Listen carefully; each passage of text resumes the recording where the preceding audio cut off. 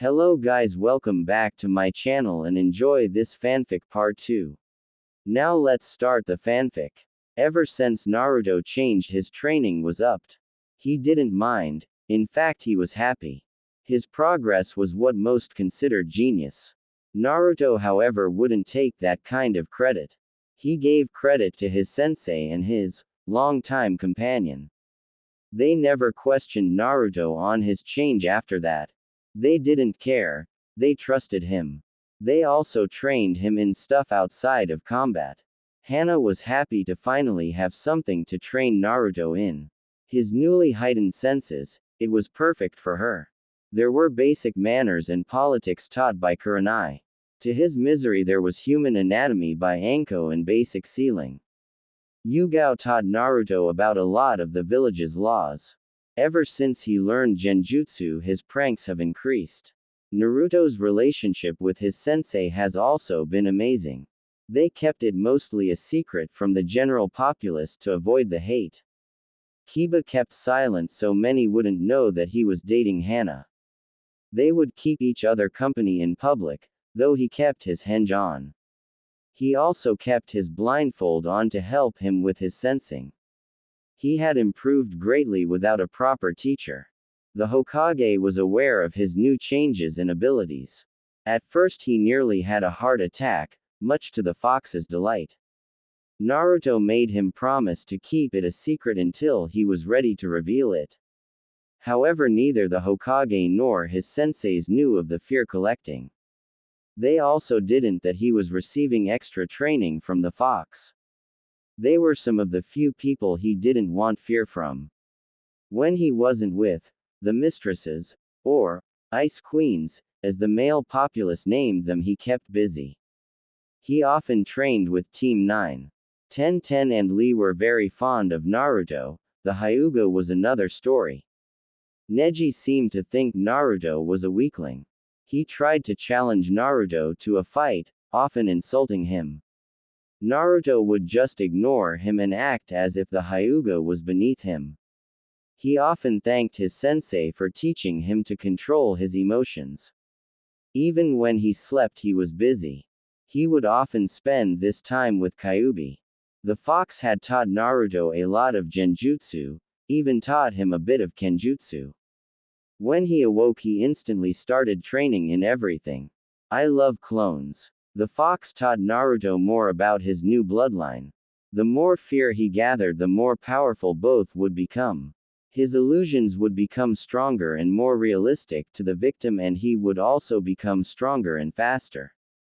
If he looked someone in the eyes he could find their worst fears. However, he could only use fox genjutsu with Kyuubi's chakra. When he gathered enough he could use his skill without limit. When he wasn't training himself he trained the Konohamaru Corps. He hadn't taught them any jutsu. He did help increase their speed, stamina and stealth.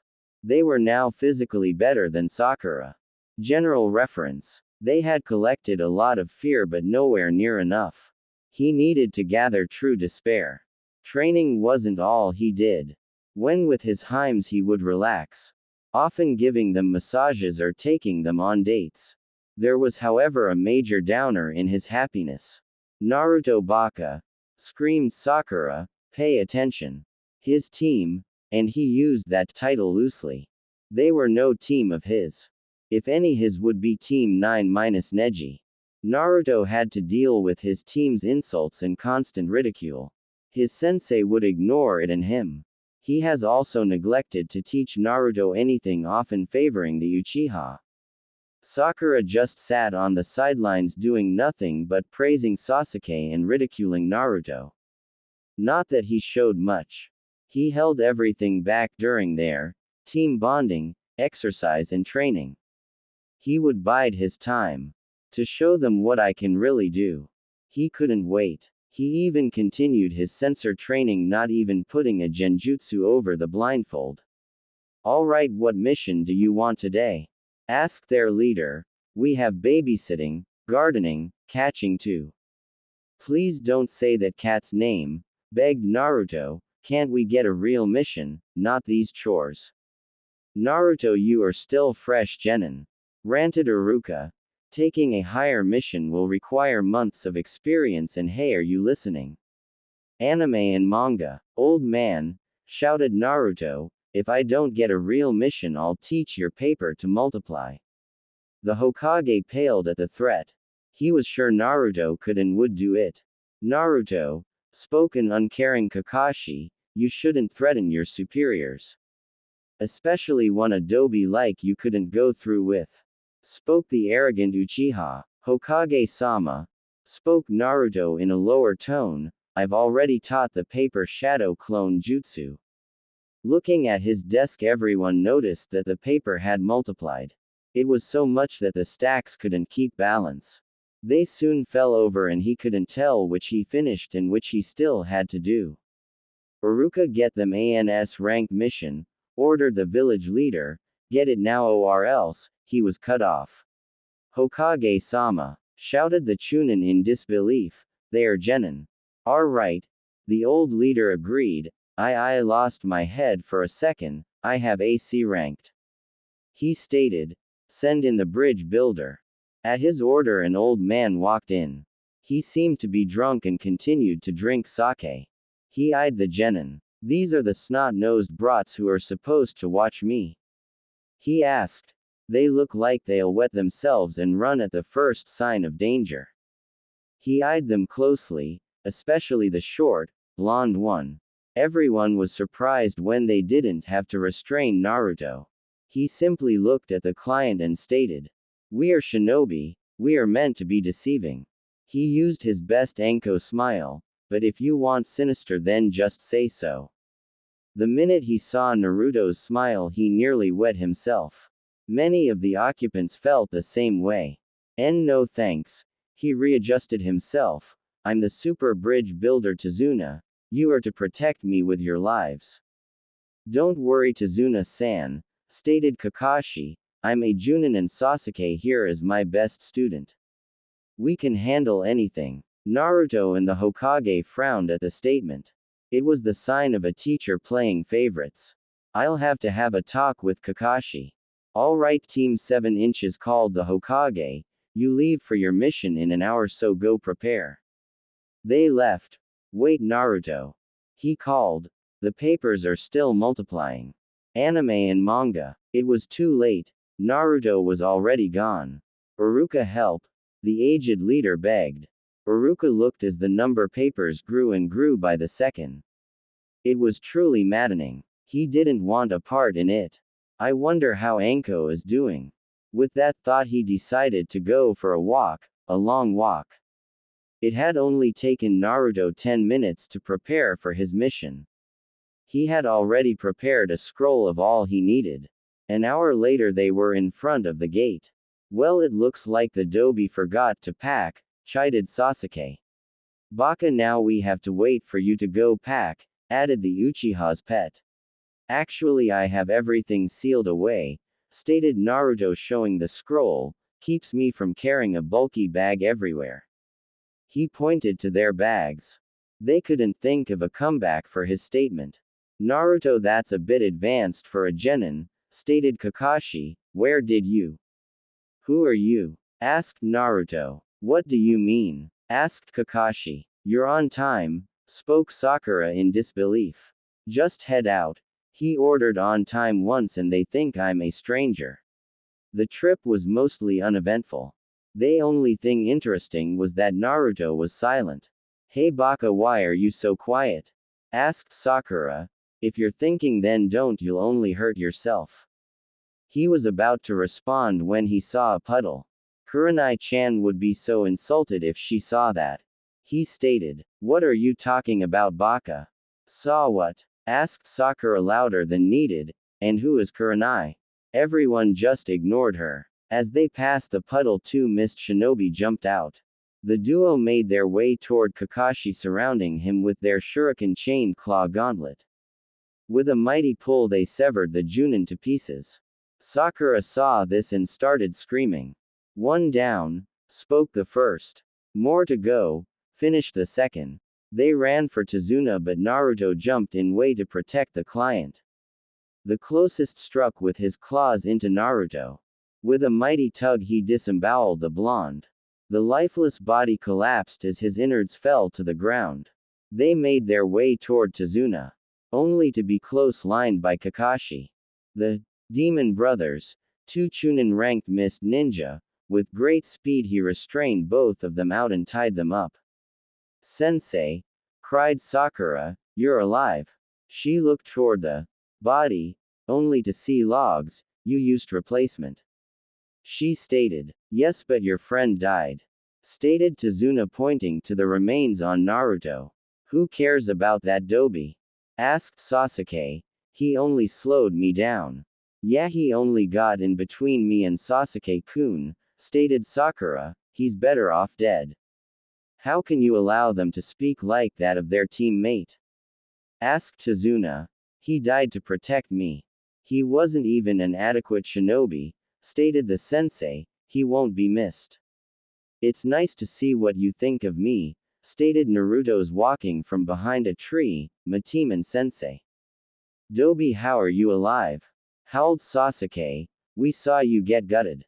Naruto said nothing. He just glared at them as walked toward his team. Good thing he had control, or he might have sent them into a nightmare. "Naruto Baka, you answer Sasuke-kun now," ordered Sakura. Or else what, Haruno?" he asked with such venom. "You aren't even a threat to an academy student." This caught everyone, minus Tazuna, by surprise. Naruto never bad-mouthed Sakura, even as he started acting strange. In a moment of rage, Sakura charged Naruto with a raised fist. Naruto, seeing her attack, simply back-slapped her. The blow caught her across the face and knocked her a few feet across the ground. She sat on the ground in disbelief. She stared up at Naruto, and even though she couldn't see his eyes, she could feel them. "Enough is enough, Sakura," he stated. "I won't allow you to continue using me as a punching bag." The others were in disbelief as well. Naruto had struck Sakura. "Naruto, that was uncalled for," stated Kakashi. "Apologize now or I will have your license revoked." "If you do, then you will have Haruno punished," stated Naruto. "She attacked me on a mission, not including all of the other times she struck me." He drew a kunai. "In fact, I could execute her right here and now without any repercussion." "Why you wouldn't do that to me, would you, Naruto-kun?" she asked. That seemed to only make him angrier. "Wait, I'll go on a date with," she offered. He didn't even seem to think it over. "Sensei, make him stop," she begged, running behind their teacher crying like a child. "That is enough, Naruto," stated Kakashi. "Stand down or I will have your license revoked for abandoning the client." Anime and manga. This was met with a chuckle from Naruto. "I never abandoned the client," he stated. "Tazuna, come on out." At his call, another Tazuna appeared from behind one of the trees. It seemed the bridge builder was ready to make a run for it. "You sure everything is safe?" he asked, gaining a nod from Naruto. "Good, glad that. I could have your license revoked for abandoning the client and your students," stated Naruto, backing Kakashi into a corner. "How are there two of the client, Doby?"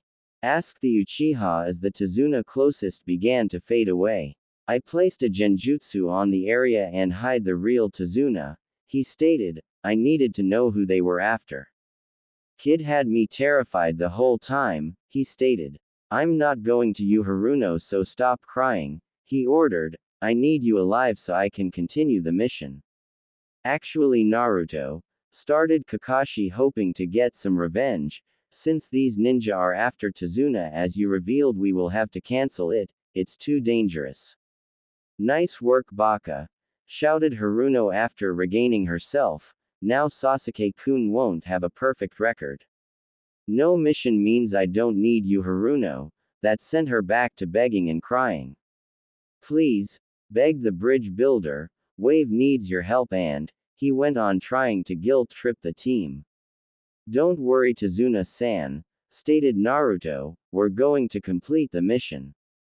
"That is my decision, Naruto," stated Kakashi. "Not yours," This is a C rank turned A rank. If you don't want people to know your actions, we will complete the mission. Stated Naruto. Are you threatening me, Genin? He asked, his rage at the boiling point. That is a grave offense. No, I'm blackmailing you like a shinobi, he stated. What was your motto again? We will continue the mission. Kakashi strained out.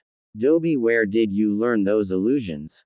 Asked the Uchiha. Naruto made no attempt to answer. I demand you tell me. Naruto just continued walking. Sasuke, enraged at being ignored by the Dobi, drew a kunai and tried to attack him. The key word is tried. Somehow he was on the ground with the kunai gone. It was in Naruto's hand, which he had pointed at Sasuke's eye. Are you attacking me as well, Uchiha?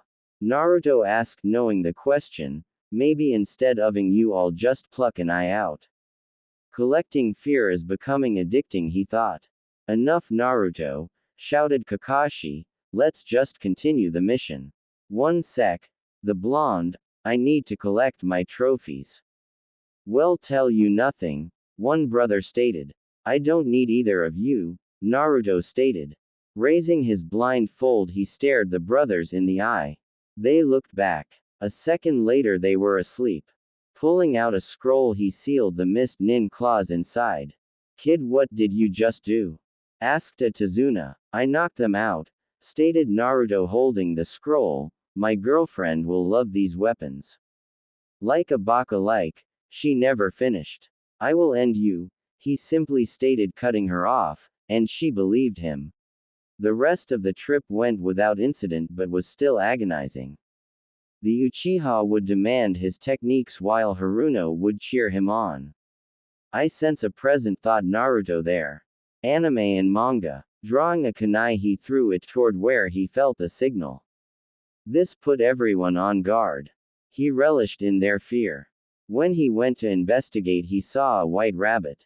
This caused Sakura to start yelling again, that color is out of season. Though Kakashi, what are you doing? Asked Tazuna. Are you going to give me a heart attack? I'm going to cook this rabbit up, Naruto stated. Rabbit stew is amazing, oh, and you all might want to dodge. At his words, a large cleaver-like sword came hurtling through the forest. The genin ducked to the ground while Kakashi brought Tazuna down. The cleaver impaled itself into a tree. On top of the handle was the enemy. It was another Kiri shinobi. This guy is giving off some powerful chakra, better drop my weights. Zabuza Momochi, stated Kakashi, demon of the hidden mist. Kakashi Hatake, the man who copied 1,000 jutsus. No wonder the demon brothers lost. Zabuza returned, hand over the bridge builder, the nin ordered, then added, and the rabbit. This rabbit is going into my stew, stated Naruto, get your own. Taking a minute to think. You can have the Haruno, he said, it's a fair trade, a harmless creature for a useless creature. I think I'll stick with the rabbit. Enough, stated Kakashi, we won't be handing over the bridge builder. I see, he laughed, well, let's begin.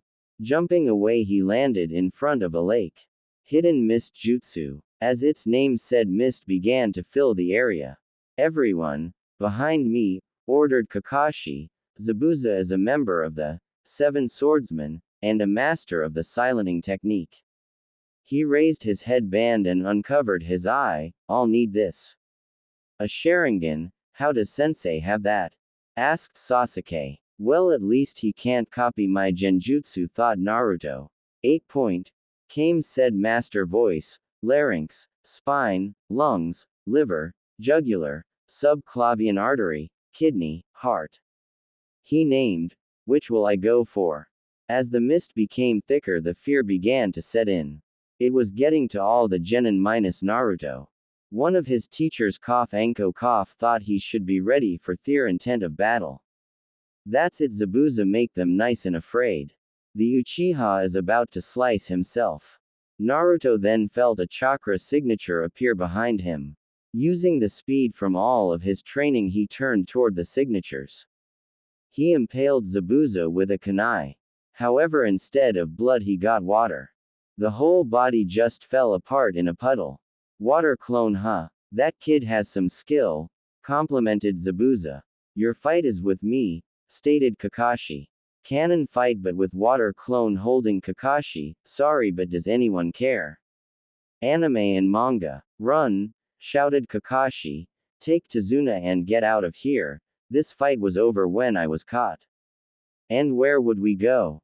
Asked Naruto calmly. This guy would just find us and cut us down.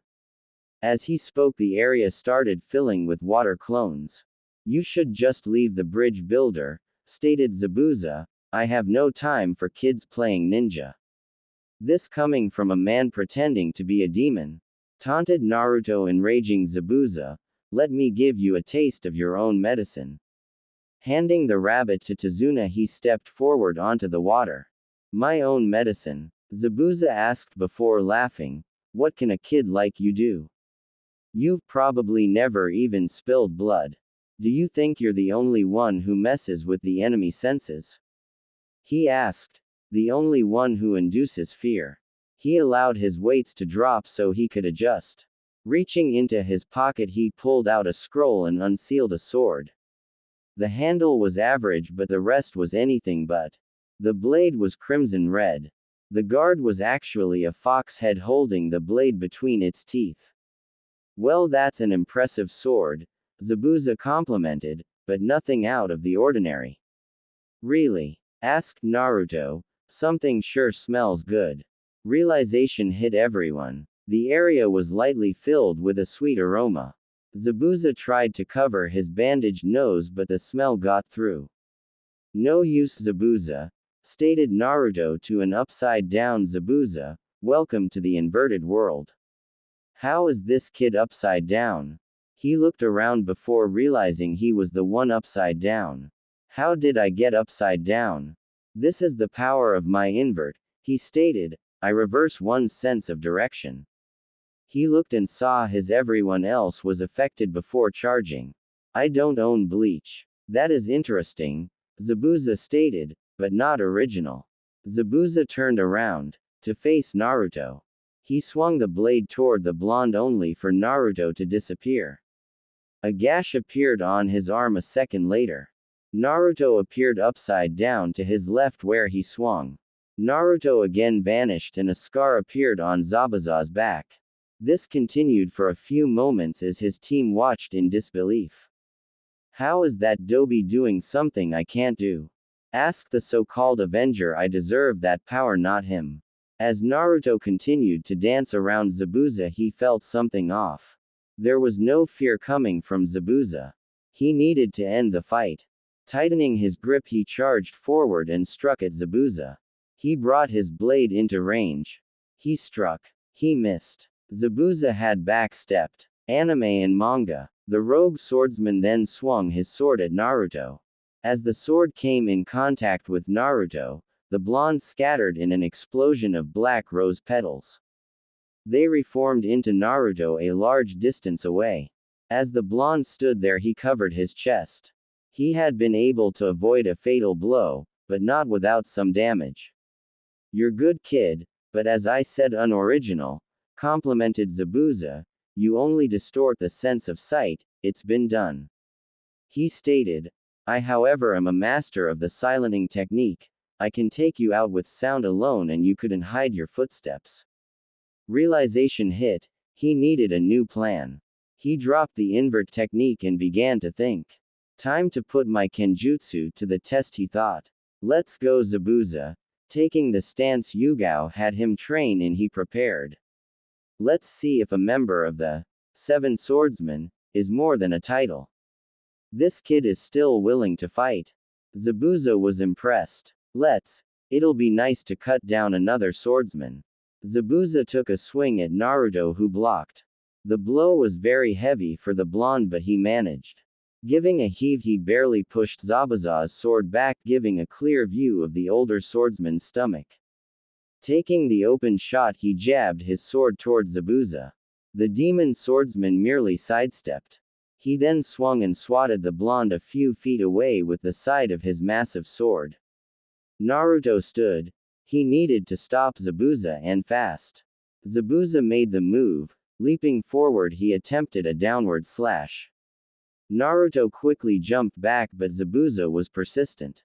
He tried to defend, but the blows were too heavy and getting heavier. Zabuza delivered a kick that sent the blonde tumbling back. While Naruto was off balance, he went in for these. He cleaved Naruto in half. Naruto dispersed into black rose petals and let them scatter far and wide. While they held a distraction, he reformed overhead. Coming down, he intended to impale Zabuza through the head. The demon of the mist turned and with a massive swing cleaved through Naruto only to go up in smoke. Crushing snake constriction, Naruto activated.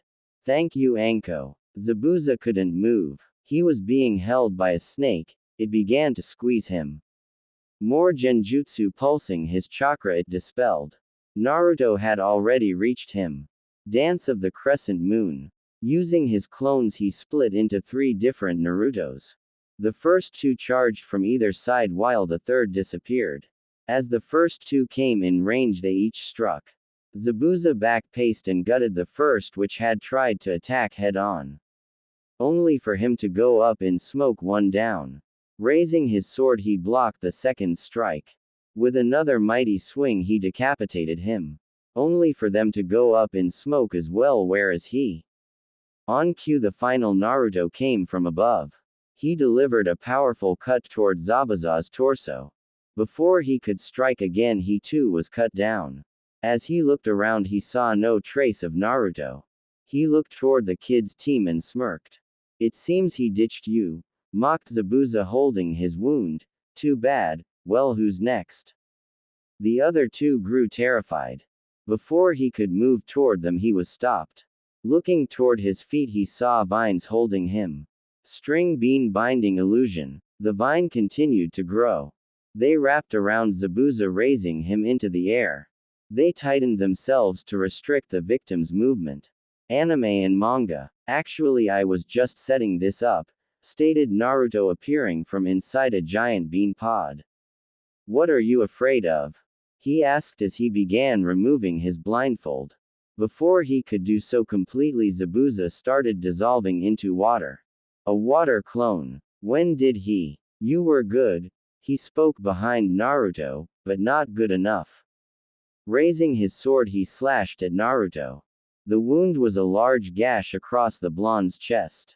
Thanks to his high pain tolerance, he could barely stand it. Okay. New plan. Standing to full height, he summoned a clone. With an unspoken order, the clone transformed into a windmill shuriken. A shuriken, he said. Impressive henge, but I'm tired of genjutsu. He then took a ready stance. Besides, you'll never touch me with it. Naruto did his best to hide his smirk. The same mistake my Himes made. Taking aim, he threw the shuriken toward Zabuza.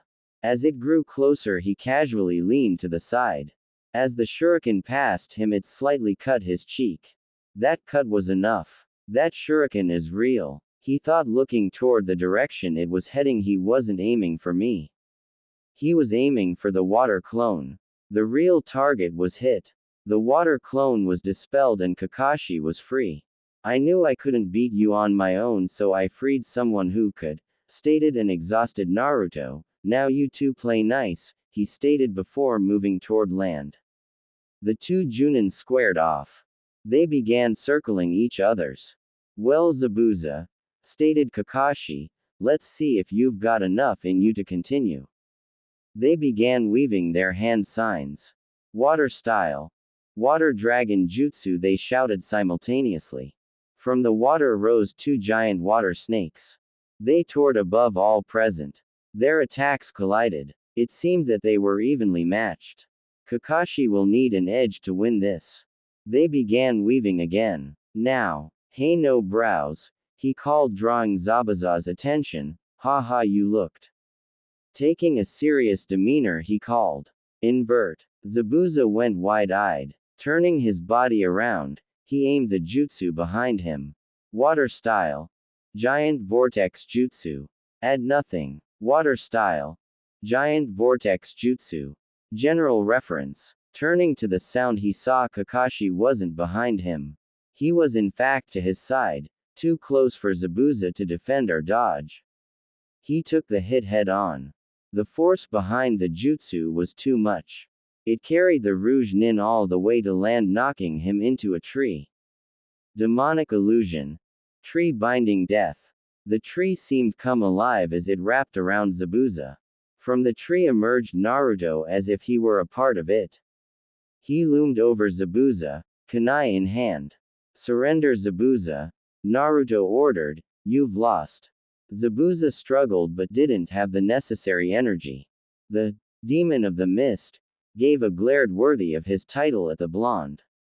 He stiffened as two Senbon needles impaled his neck. Then the fallen nin went limp. Looking toward the one whom threw the needle, he saw a masked figure. A hunter nin he remembered from his studies. The figure stood beside his team, motioning for him to bring Zabuza forward. He did so. Thank you for distracting him, the hunter nin stated. I've been tracking him for a while. No problem, replied Naruto calmly but on guard. You were here for a while, why not aid us? The figure stayed silent. I see. Naruto, stop harassing the hunter nin, ordered Kakashi, hand Zabuza over. Bu. That is an order, Genin. Do what you're told, Baka, shrieked Sakura from behind their sensei. All right, stated Naruto, don't blame me when this fake hunter nins us. Fake? They asked as one. Grabbing Zabuza, the fake hunter nin disappeared in a shunshin, appearing behind Tazuna. The hunter nin then grabbed the rabbit and left again. No, my rabbit stew, wailed Naruto. What happened? Asked Tazuna. I was ordered to let the enemy live and ended up losing my chance at rabbit stew, Naruto stated. By the way, Kakashi, good night. In 3, 2, 1, at the end their sensei collapsed. What did you do to sensei? Asked Sakura.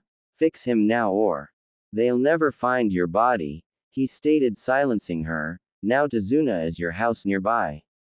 Dobi, I demand you. He was silenced as well. Foxy-kun, greeted Anko, how are you doing? Better now that you're here, hubby Haim, he answered, not to sound rude, but why did the old man send you? I saved him from some paperwork. She eyed him. You wouldn't have anything to do with that, would you now, Naru-chan? Naruto wouldn't meet her gaze. When he continued to avoid eye contact, she laughed. She walked in the room. Looking around, she saw the family she would help in guarding. Naruto-san, asked Tsunami, Tazuna's daughter. Who is this? This is Anko-chan, he introduced. Anko, this is Tsunami, Tazuna the bridge builder's daughter. Nice to meet you, Tsunami, Anko greeted. Where is the Cyclops, the emo and the pink howler monkey? Upstairs, she answered, giggling. When she entered the room, she saw Kakashi was asleep. The Uchiha was in a corner brooding and Haruno was pestering him for a date. Hey Cyclops, Anko shouted, waking Kakashi, who whooped your butt. What are you doing here, Anko? Asked Kakashi. I haven't sent for any backup. I did, stated Naruto, right after we were attacked by the demon brothers. Anime and manga. We don't need help, Dobi, stated Sasuke. I could have handled this mission with it. We ran into a rogue ninja called Zabuza, Sakura answered. Sensei got caught and Sasuke-kun was going to save me, but the baka got in the way and tried to show Sasuke-kun up, and she turned a glare to Naruto, then did something to him and Kakashi-sensei and me. So basically he saved you and now you're whining because it wasn't the Uchiha. Anko stated. She turned to Naruto, tell me what really happened. Naruto lowered the blindfold to reveal one of his eyes. On contact he activated a jutsu meant for briefing. Flashback jutsu, that's right, I went there. As the scenes replayed inside Anko's mind, she felt pride.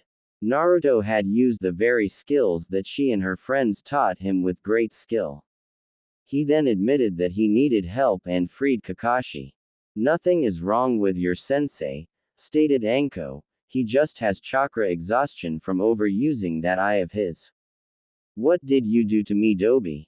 The Sasuke asked. I put you under a simple genjutsu to knock you out, the blonde answered, it was actually pretty easy. The answer enraged the Uchiha. How could the Dobi put me in a genjutsu? I'm an Uchiha, the elite. It must be that sword, it has to be. No way that the Dobi is that strong on his own. Naruto, you have been acting brash this whole mission, stated Kakashi, learn to respect your team or I'll have you punished. Yeah, baka, shouted Sakura, you won't be as good as Sasuke-kun is. Anime and manga, I don't know why I'm surprised, it's not like I just saved their lives.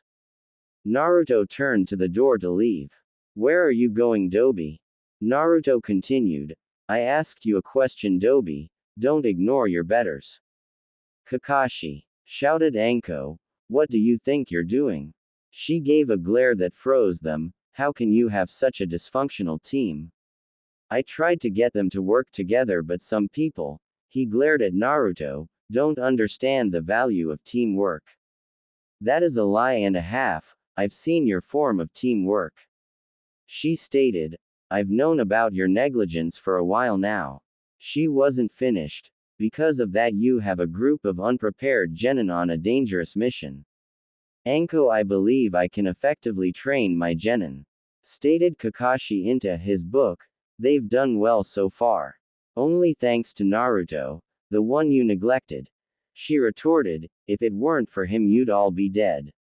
Why do you care so much about the baka? Sakura asked. It's like you're his girlfriend or something. I am, stated Anko. What? Shouted everyone in shock. You're dating Naruto. Naruto has a girlfriend. Come on, Naru-chan, called Anko, you can give me a full body massage. Wait, Dobi, Sasuke called, I demand you give me that sword and the claws from the demon brothers. He held his hand out, someone like me could use them much better than you. Hell no, stated Naruto, rage building, this sword is mine and the claws are for my other girlfriend. Other girlfriend? They asked. You're nothing but a pervert. Screeched Sakura. That's probably my fault, admitted Anko, but it wasn't me alone. Women, I demand you take his weapons and give them to me, ordered Sasuke, I deserve them more than an abandoned nobody. Naruto has had enough. He was used to insults, but doing so to his family was his breaking point. Anime and manga, he began reaching for his blindfold. Sasuke Uchiha, he growled, what you're afraid of? Naruto, shouted Anko, I think you should go for a walk. The blonde took a few deep breaths before calming. This is going to be a long mission. Okay, team, time for some training, called Kakashi, you will be learning something special today. Woods. Sensei, you can't teach us in that condition, called Sakura, and why do we need to train? Zabuza is dead, right? Actually, I can and no, he's not. He replied, Hunter Nin are supposed to destroy the bodies on the spot. That can only mean he's an ally to Zabuza. I did say he was a fake.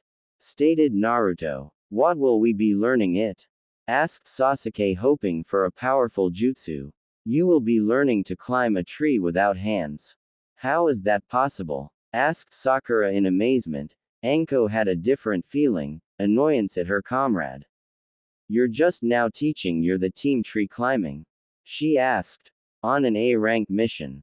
She sighed. Let's go, Naru-chan, called Anko. I was given some stuff from the others for you on this mission. She gained her usual grin. We don't want you going soft in training without us. Anko, I'm afraid that Naruto must train like everyone else, stated Kakashi, he needs the chakra control the most. I already know it, Naruto stated. I've mastered up to Junin level chakra control. There is no way you know that much, stated Sakura until she saw he wasn't listening. Hey, don't ignore me. Why are you wasting your time on a Dobi like him? asked Sasuke. You should be training me, not that. He was cut off by a kunai to the neck. I will choose who is worthy of my training, stated Anko as her rare intent flowed out. Let's go, Naru-chan. Anko is still a slave driver, he thought. Other parts of woods. She had increased his weights and then gave him orders to start training immediately. He was happy to be learning new techniques, but he had limits. Running and dodging kunai while trying to learn new sword katas on top of water brings you to them fast. Why is the world spinning? Did I say you could take a break, Naru-chan? She said in a false sweet voice. Yes. He tried. Fine, let's break something. She grinned. I'm going for your legs. He was back to training. Anko looked at the exhausted Naruto and she was nothing but proud. He may not have mastered everything, but he was doing well. He's not even using his clones. He didn't want to be dependent on them. Anime and manga. That is enough for now, Naruto, she called. No sooner had she said that he collapsed. Dinner should be ready. He seemed to find a bit of energy in her statement. When they arrived, they were greeted by the family. It seemed dinner was ready. Naruto hastily dug into his food. His peace didn't last. Dobi, called the Uchiha, what did she teach you? None of your business, Tem, Naruto stated. Naruto baka you answer, Sasuke-kun, shouted Sakura. Naruto did, stated Anko, you just don't like the answer. Naruto, it would be helpful to know what learned, stated Kakashi looking from his book, we could use it to our advantage. You mean give it to Sasuke to copy, stated Naruto, I won't give him my hard-earned skills. Why do you all train so hard? Asked a new person. It was Inari, Tsunami's son, you're all just going to die. No one can beat Gato, you should all just go back to your comfy homes. Kid, you shouldn't speak on things you know nothing about, stated Anko as Naruto tensed. Some people don't have the luxuries you think they do. Anime and manga. You all think you can just come here and be heroes. Heroes don't exist. Inari shouted. None of you know suffering, so go back to your peaceful homes. Suffering? Asked Naruto in an icy tone. You don't know suffering. You live here with a family that loves you. He raised his head, glared at Inari. You have a food in your stomach and a warm place to sleep. Naruto may. Anko couldn't finish. Their intent coming off of him is maddening. Are you hated for something you couldn't control? Have you beaten so badly and so often that you don't notice most pain? Do you go home every day to absolutely nothing? He stood. Maybe I should show you some of my pain. He began to raise his blindfold, but a hand stopped him. Anko then hugged him from behind and whispered something in his ear. As she continued, he began to calm himself. He turned to everyone present and stated, I'm going to go blow off some steam. He then shunshined away. Anko turned to look at the crying Inari. The massacre intent had been too much for him to handle. Stop whining, you deserved it, she said. Just because you have it bad doesn't mean you have it the worst. That baka probably made that all up, right, Sasuke-kun? Spoke Sakura. HN, was his response. You have no idea what Naruto has been through, hissed Anko, the trial he's endured just for living. She whispered, all for something he had no control over. Was it really that bad? Tsunami asked. No, Anko answered. What he said was the sugar-coated version. Woods. The next morning, Naruto was lying in a field. He had done a lot of damage to the area. No tree was spared in his rage. Now he was enjoying some well-deserved rest. He then felt a chakra signature enter the field. It wasn't a member of Team 7, his Harem, Tsunade, or even one of his family members. It was, however, very familiar. The signature grew closer. Excuse me, the voice called, you'll catch a cold if you sleep out here. Don't worry, Naruto reassured, I have, inside, work on my immune system. He let out a quiet chuckle at his own joke. So what is a pretty lady like you doing out here all alone? You have a blindfold on, how do you know I'm alone? A thought then occurred. What makes you think I'm pretty? I know. When someone's around the same way I know you're pretty, Naruto answered vaguely. He then lowered his blindfold and looked Haku in the eye. I was right, pretty. Their eyes met. As they looked deeper, they saw each other's pain. Those eyes are just like mine. They thought as one. I'm Naruto, by the way, you are. Haku. I'm picking herbs for my sick friend, Haku answered. Should I be worried that I'm alone? No. He hastily answered. My senseis would me if they thought I thought something perverted. He saw her work. Do you want any help? Sure. Haku answered. Naruto sat down beside Haku and began picking herbs.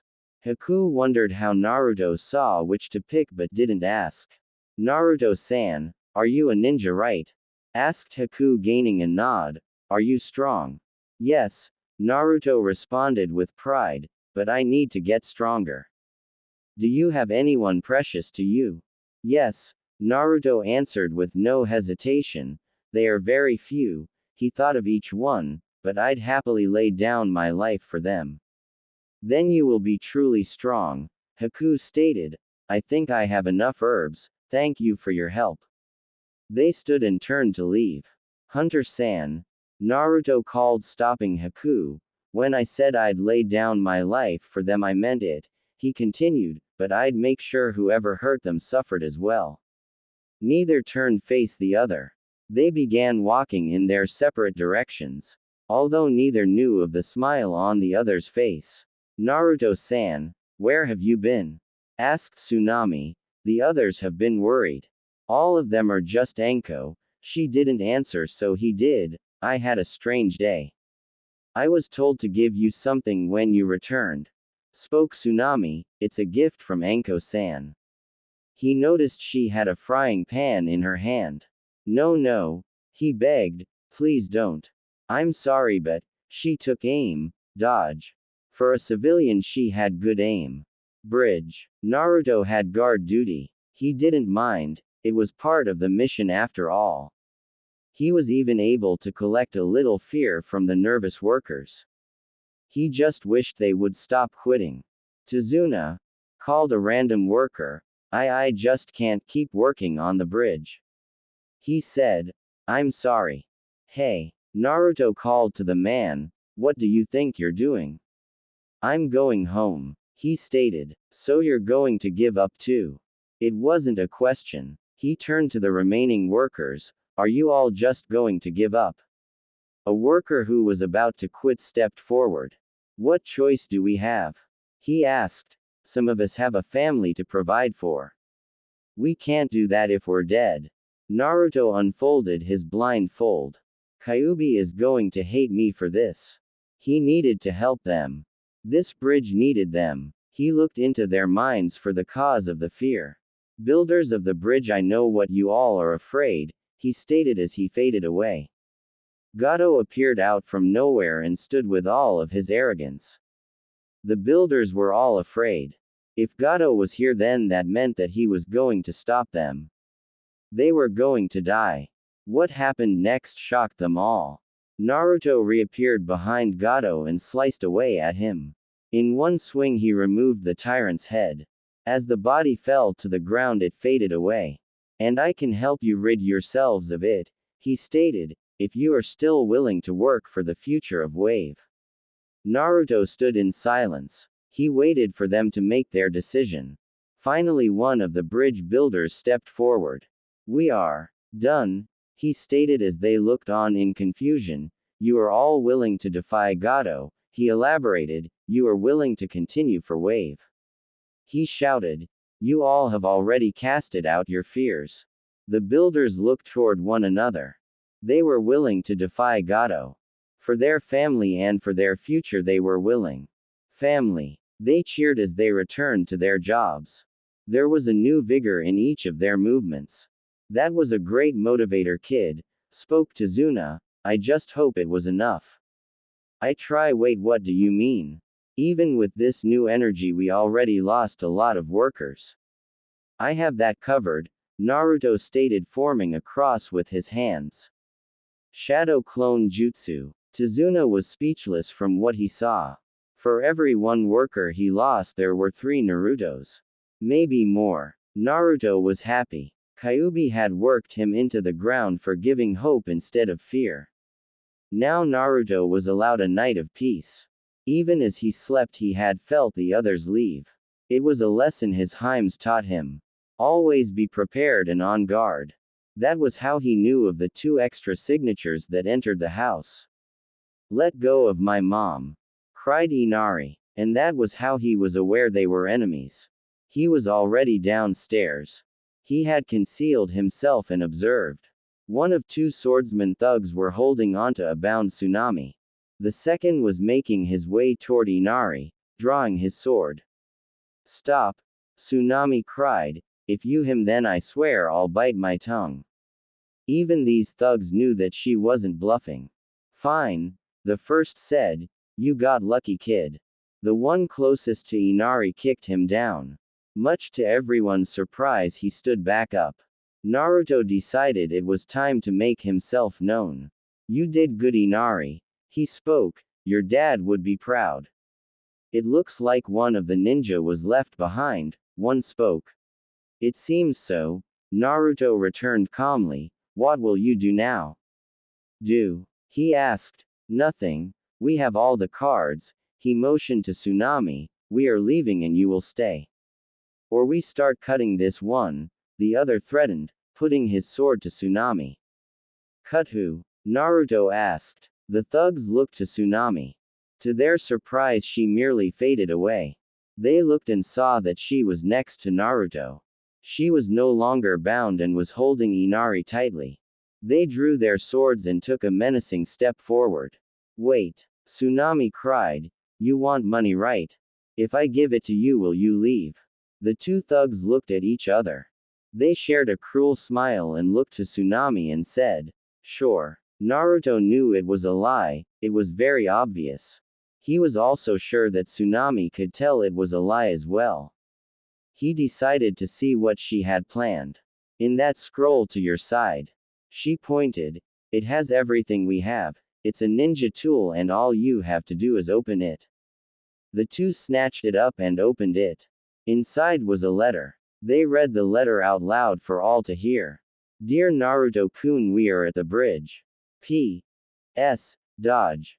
As they read the last part, a violent stream of kunai shot out. Many of them embedded themselves inside the thugs. They fell down dead. Mom, how did you know that would work? Asked Inari. That scroll was from Anko, wasn't it? Naruto asked. She added a lot more kunai than usual this time. Anko-san wanted me to give it to you. Tsunade admitted. She told me how it worked so I wouldn't be hurt. Were you really going to give it to me? That was something he needed to know. They're waiting for you at the bridge. She said, not answering his question. Bridge. As Naruto entered the scene, he noticed the air was laced with chakra because of the mist. It was much more potent with the extra water.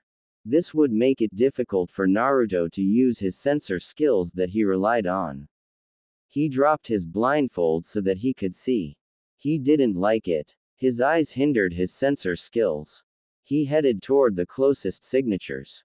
They were to the side and by far the weakest. Hello, Tsunade. He greeted, nearly scaring Tsunade and Sakura to death. Kid, are you trying to give me a heart attack? He asked. Not yet.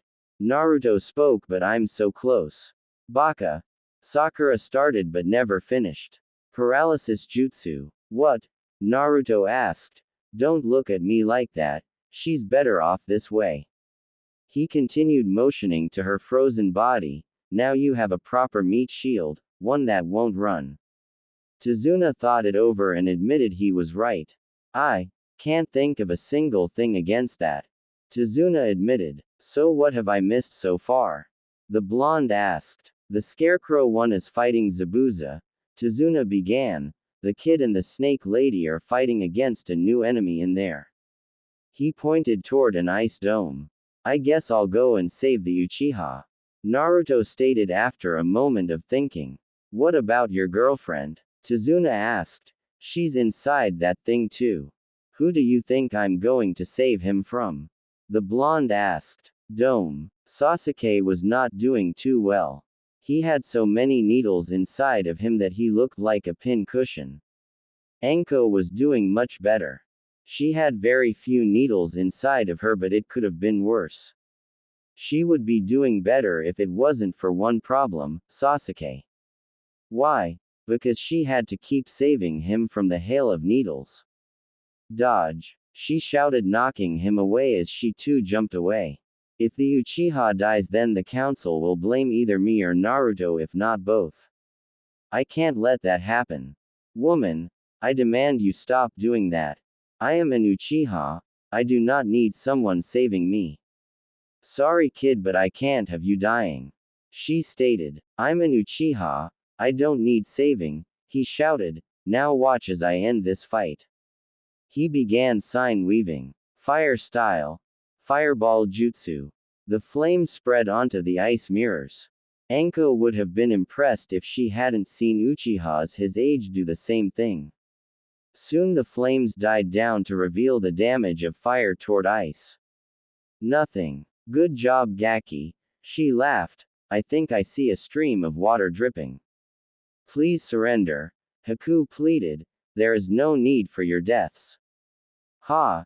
You see, shouted Sasuke, my flame must have done more damage, now the enemy is weak.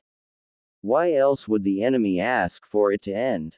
Yeah, whatever kid, stated Anko. She knew that the enemy was just being merciful. Haku prepared to give off another volley. Anko prepared to tackle the Uchiha to safety. Sasuke prepared for something else. He stepped onto the tail of Anko's jacket. He began to channel chakra like Kakashi had taught him. Soon he had stuck himself and Anko to the ground. This will teach her. As the attack came, Anko prepared to jump.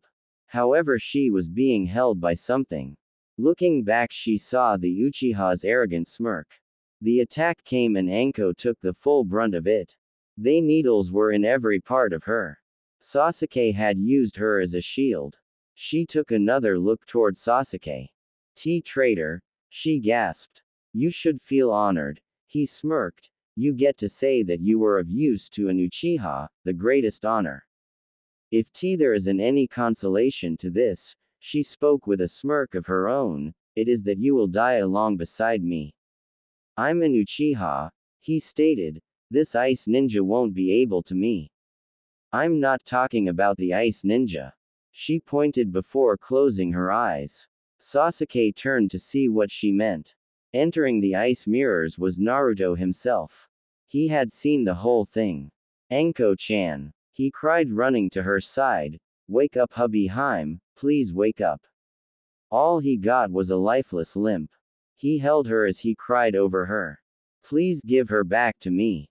Don't take one of my Haims. Make them hurt. Spoke a familiar fox. They dared to hurt your mate, your Haim, hurt them both. Yes, they dared to harm her. Use it, the fox continued, use what I taught you. Use the fear you collected and make them know fear. Naruto looked Haku in the eyes. He needed eye contact for this. He didn't need to see hers, just for her to see his. Shin no Ippo Stage 1. Success. The technique worked. The technique froze her in place. It was temporary, she would break it, but it was enough. Naruto drew his sword. He held it toward his face and looked into his reflected eyes. Using his fox glare, he began. Shin no Ippo Stage 3. He was fear, and fear feared nothing. Over his head, chakra began to form an image of a smiling fox. His henge had dropped. He no longer cared for it. He felt the fear he collected. He let it out as it consumed him in a red aura. It sent him past the peak of his abilities. His power only continued to grow. He would make them suffer. Standing to full height, he stared at the frozen faces before him. His blue eyes were now crimson red. He had a coat of red chakra that seemed to flow around him like a second skin. It was wild and uncontrolled. He looked and saw that they were afraid. It wasn't enough, he wanted them terrified. He wanted them in true despair. "You dare touch my Harem," spoke Naruto as his rage and bloodlust grew, "you dare hurt my Harem." "Out of the way, Dobi," spoke Sasuke, "this is my." Sasuke never finished. Naruto didn't even turn as he kicked him into the mirror behind them, but it didn't stop there.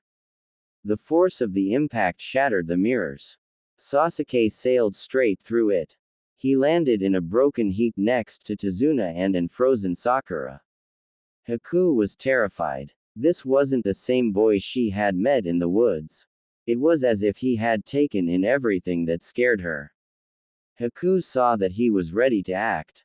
Using her mirrors, she summoned her reflections to appear in each one. As they each pulled their hand back to throw the needles, another hand stopped them, each of them. It was Naruto. He was inside the mirrors behind her, each of them. He easily held her hand as she struggled against him. He grabbed her by the throat with his free hand. She struggled as he forced her to look forward. She was looking at her reflections as they were being restrained as well. How did he get inside? He let go of her throat now that she was looking. He drew his sword and leveled it to her neck. In a flash he had slashed her throat. She felt the blade give her the fatal blow. She watched as her reflections bled out, waiting for the cut to end her. But it never came and she opened her eyes. She could see him standing there in the middle of the dome as if he had never moved. "That's right. It's only genjutsu. He can't hurt me." She would stay in her mirrors. She was safe in there, right? "It's only genjutsu." "Wrong." He spoke as if reading her thoughts. "Just because you're covered in ice doesn't mean you can't be touched." He spread his jacket out and she could see the crimson interior. That wasn't what he wanted her to see. From several points in the jacket, hooked chains shot out. They flew straight into the mirror, digging into her flesh. She had never felt such pain as more continued to pierce into her. They pulled, forcing her out of the mirror. Each step more painful than the last. They stopped pulling as soon as she was in front of Naruto. She looked him in the eyes and saw something she wished she hadn't. This wasn't the same boy she had met in the woods a few days ago. This was someone who truly wanted to see her suffer. "I'm going to tear your mind apart," he whispered. And he was going to make it happen. The chains released her as an invisible force pushed her back. She continued straight through the mirrors just as the Uchiha did. Haku, however, landed between the two battling Junin. The shock of what happened stopped them mid-battle. They looked toward the one who had caused the interruption. Zabuza couldn't believe it. Haku was down in a bloody heap. The shock was so great that he stopped giving chakra to the mist.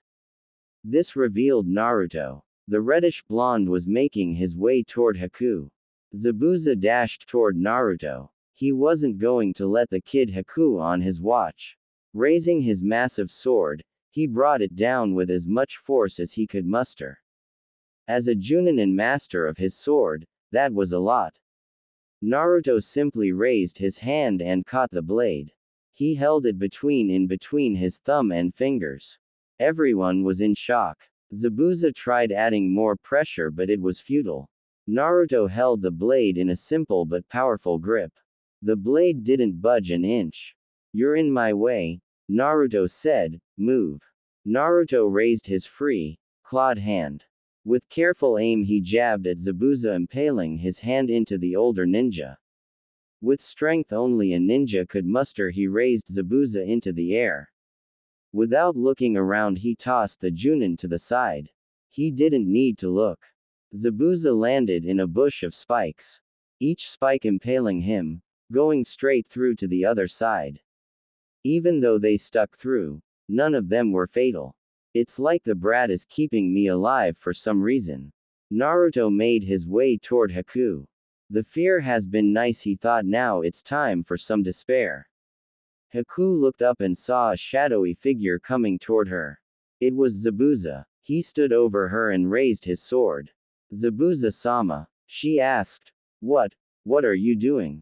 You are a broken tool, Haku, he stated coldly. I no longer have any use for you. Haku couldn't believe what she was hearing. The one who gave her any purpose in life was tossing her aside. He was going to her. No, Zabuza-sama, she begged, not him. It was just like all those years ago. Just like with her father. Zabuza brought his sword down. Haku acted on all of her battle instinct. Using her bloodline, she commanded the water on the bridge. Using her control, she raised ice spears. They impaled Zabuza through different spots. Each one a fatal wound. Haku looked in shock at what she had done. Why you are really were a defective tool, he gasped. He fell limp and dead. No, she whispered. No, no, no. She cried. Zabuza-sama, wake up. She begged. She melted the ice and ran to his body. As she fell on top of it, begging him to live, she heard it. Laughter. She turned to the side and saw the source. Naruto. He's not dead, he stated, but it must be nice to know you would have him. Haku stared in disbelief. Naruto pointed toward the dead Zabuza. Right before her eyes, he faded away. He then pointed to the real Zabuza. Stuck and restrained by spikes. Naruto raised his sword to finish her. Well, what do we have here? Spoke a new voice, stopping Naruto. It seems, the demon of the mist, was all talk. Gato, what are you doing here? Zabuza asked. Well, Zabuza, Gato started, it has come to my attention that you are too expensive, so I decided to end our agreement. He looked on the bridge. Kill the men, the women on her knees is yours to play with. Naruto, who had been ready to Haku, was enraged. She can wait, he thought. Anko would want me to end filth like him first. Naruto grabbed his sword and took a new stance. It was the one that Kyuubi had taught him. He never used it because it was brutal. Now he would use it without restraint. He eyed each of the bandits. They were all so full of confidence. The arrogance wasn't what he wanted. Time for more fear. Remember, Kit, you get the blood, the fox reminded, but I get the glory. His body seemed to convulse as he began to mutate. Fur began to cover half of his face, which became more fox-like. His free hand became claw-like. From his backside 9 glorious tails sprang free. I suggest you all come and die quickly, Naruto called. Do it while you still have the chance. These bandits were terrified. Fear makes people do crazy things. The bandits did the craziest thing. They charged Naruto head-on. Naruto charged them as well. Naruto impaled the first victim with his sword. Lifting the body with his sword, he gave a mighty toss. The body crashed, knocking a few over. Naruto ducked under a blade.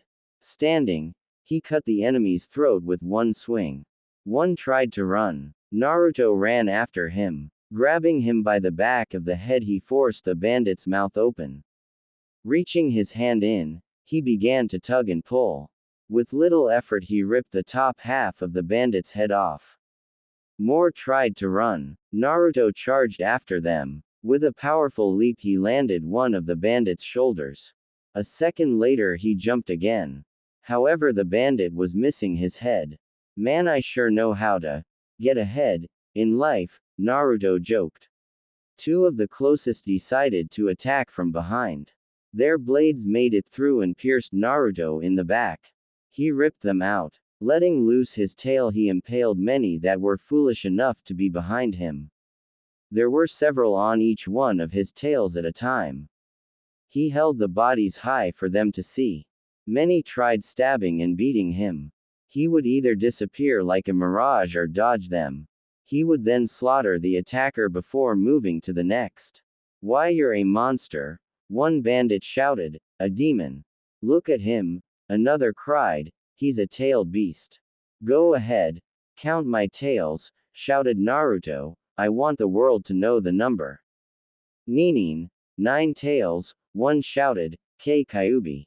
Let the world know, shouted Naruto, that Kyuubi is going to make a comeback. And no, Kyuubi is dead, Gato shouted, a ninja'd him. Wrong, stated Naruto, Kyuubi is fear and fear is forever. He looked toward Gato, you however aren't. Naruto turned his gaze toward the bandits. He had gained enough fear for now. It's time to end this. Soulbane. The jutsu took immediate effect. The bandits were turning on each other. They couldn't tell who was friend or foe. Naruto could have let them go on. Let them each other until there were none left. Where would the fun be in that? He jumped into the slaughter. Neither Team 7 or Tazuna, nor Haku or even Zabuza could believe what they were seeing. This was a slaughter. Haku, what did you do to that kid? Asked Zabuza. I didn't do anything, she stated in equal shock. It was the Uchiha, he used that woman as a meat shield. Is she dead? Asked Zabuza. No, she's just asleep, explained Haku. Wake her up, ordered Zabuza, wake her up now. Haku was already moving toward the body. She began to remove the needles from Anko. Unfortunately, Naruto saw her. Even in death you won't give her peace. He shouted. Naruto made his way toward Haku. Each step was deliberate, each drawing more fear in. Haku had removed the last of the needles. She was now shaking Anko. Wake up already. Haku shouted as Naruto stood above her. He raised his sword. 5 more minutes, Anko mumbled. Hubby Heim. He asked in shock. Anko's eyes snapped open. She looked around as memories began to flood into her head. She looked to the one who had called her. Naru-chan. She asked as she took in his appearance. He quickly dropped all genjutsu and allowed his true form to appear. As he looked into her eyes he saw many things. But not fear. She's not afraid, he thought in confusion. It soon turned into happiness. She's not afraid. Monster! Came a shout from Gato, you're a demon. All eyes turned to the forgotten tyrant. He stood in front of a pile of bodies. Only a few were still breathing. Naruto would spare them. They could tell what happened. That would bring in tones of fear for him. The demon of the mist stood. Even though his wound was lethal, he had enough energy to raise his sword. He pointed it toward Gato. Gato, called Zabuza, before I die, I'm in you. With a mighty heave he sent the blade flying. Gato only smirked. Taking a step to the side he awaited for the blade to pass him. He noticed Naruto's smile. The blonde mouthed one word. Invert. Invert. He asked. What is he talking about? He never received an answer. The blade that was supposed to pass him did. It passed right through him. Now it was lodged inside his midsection. He fell to his knees. He had never felt any pain as excruciating. He had never felt fear so potent. As he looked up he met eyes with Naruto. Fox glare. He was in a small dungeon. Where am I? He asked to no one. You are in my realm. Naruto said, appearing from thin air. In here I control space, time and reality. Why am I here? Before you die Gato, you're going to give me some information, stated Naruto, and then you can die. You won't get squat from me monster, Gato stated defiantly. Oh, I'll get squat Gato, he assured, I'll get squat. Burn in hell, Gato shouted. Such a limited imagination. Naruto skied, down these dark decades of your pain I'll make that sword in you feel like a memory of pleasure. Gato knew he was trapped. He did the one thing a worm like him could do. He began to cry and beg. Don't cry Gato, Naruto sighed, it's a waste of good suffering. What are you going to do to me? He asked. I'm going to make you feel everything done to every single person in Wave. Naruto stated coldly, every last man, women and child. He smiled coldly toward the tyrant.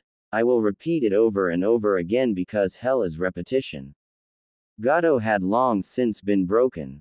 Naruto just wanted him to suffer for his crimes. He repeated the torture over and over again.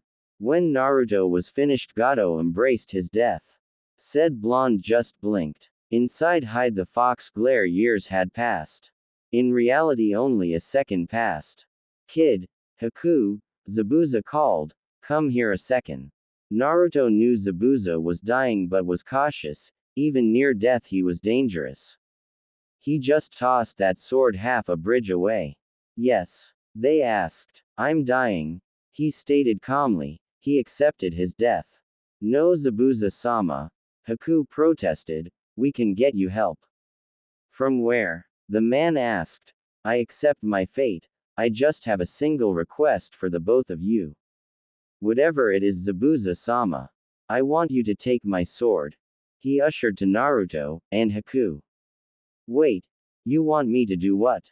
Naruto asked. I don't care what you do with the sword. He stated. Sell it, give it away, or even gamble it away. Zabuza-sama, you can't. I can and did. He stated. I want you to go with this boy. As you wish. She stated.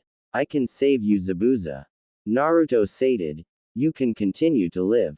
What's the catch? 3 things. He stated. The first, I want you two to come with me to Konoha and become ninjas. The second, I want you to free Haku. She should make her own choices. And the third? Asked Zabuza. I want that rabbit. Naruto shouted. I need that rabbit stew. Deal. Naruto drew his blade and cut himself across the arm. It was deep enough so that the blood flowed freely but not lethal, to him. He held his arm and allowed it to fall into Zabuza's mouth. The battle was over. Naruto had saved Zabuza, Haku and his Harem. They would be coming back with them to join Konoha. Now Naruto just wanted to be with his hubby Harem, to enjoy the fact that she was alive. Naruto, Anko asked in his arms, what are you thinking about? There was however one problem. Why'd them? He stated. I just did every last one of those bandits. The guilt of their first. Naruto, she spoke, I know exactly how you feel, everyone has it after their first. Although so few ninja have ever it on such a large scale. Do they enjoy it? He asked tonelessly. Anko had no answer. The only one she could think of was her sensei. There has to be an explanation. I know for a fact that Naruto isn't a monster. Naruto, I heard that you used technique after I was knocked, she stated. It was a genjutsu that I learned from. He hesitated. He never told them, from the Kyuubi. He felt her tense in his arms.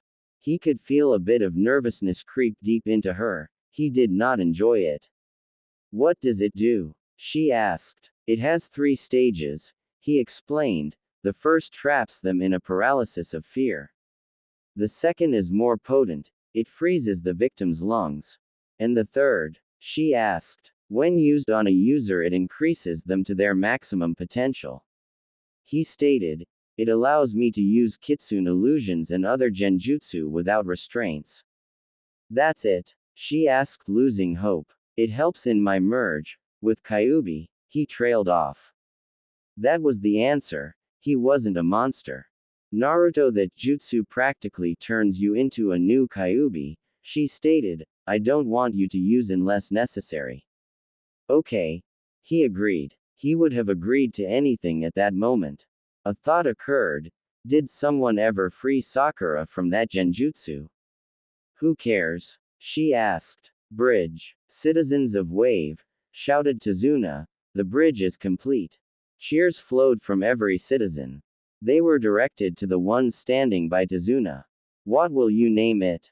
Asked one citizen. How about we name it after the true hero?